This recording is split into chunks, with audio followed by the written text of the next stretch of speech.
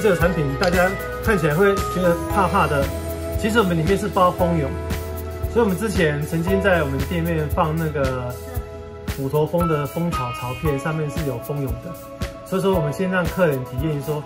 这个东西的蜂蛹，它在蜂巢里面是怎么样子的，所以有客人看到之后他也是会怕，但是经过我们解释之后，看到它的那个蜂巢的活体，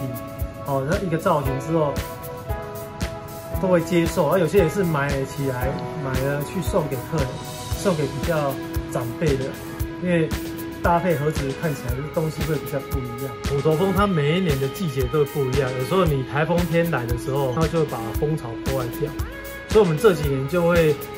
采用就是用限量的方式，让客人用预定的，就是说，我限量300颗、500颗，